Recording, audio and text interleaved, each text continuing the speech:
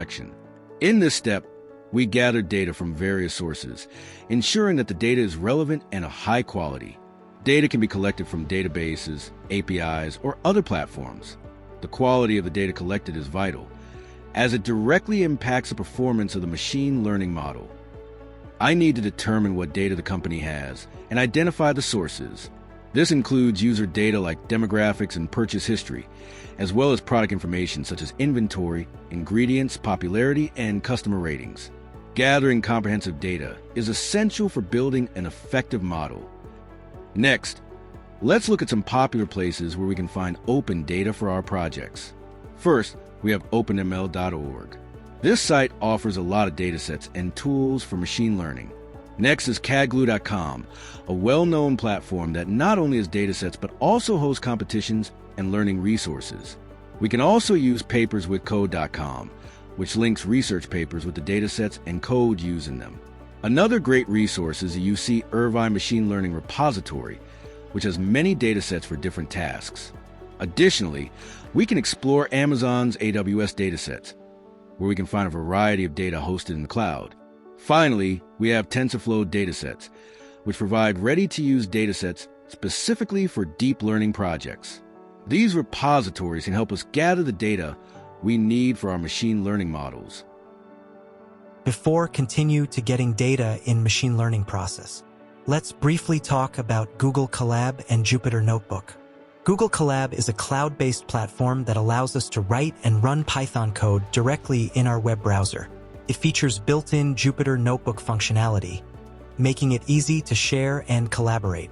Plus, it offers free access to GPUs for faster computations.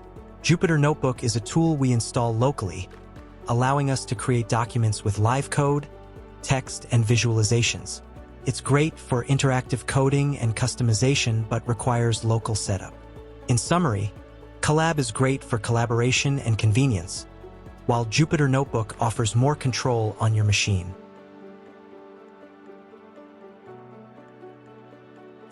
Now, let's talk about how to get our data. First, we can download the dataset from Kaggle using this link, California housing prices. Once we have the data, we can use Python to read it. We will import the pandas library, which helps us work with data easily. Here's a simple code to read our CSV file. Import pandas as PD. This imports the pandas library. Housing equals PD read underscore CSV, sample underscore data slash housing.csv. This reads our CSV file. After running this code, we will see the housing data.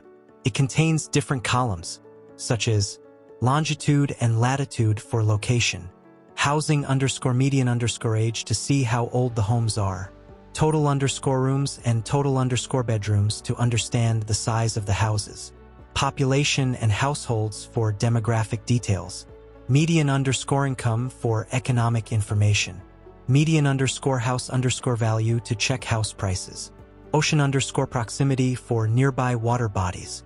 This dataset has over 20,640 rows and 10 columns, giving us plenty of information to work with for our analysis.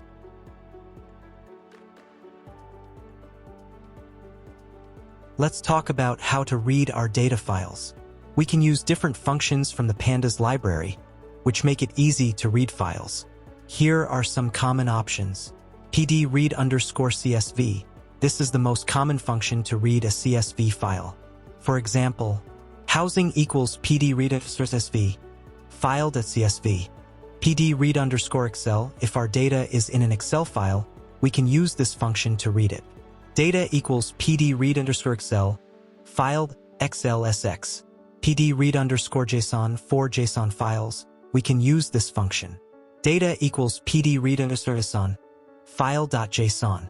PD read underscore SQL. If our data is coming from a SQL database, we can use this function to read the data directly through a SQL query. By using these functions, we can easily load different types of data into our program for analysis and modeling.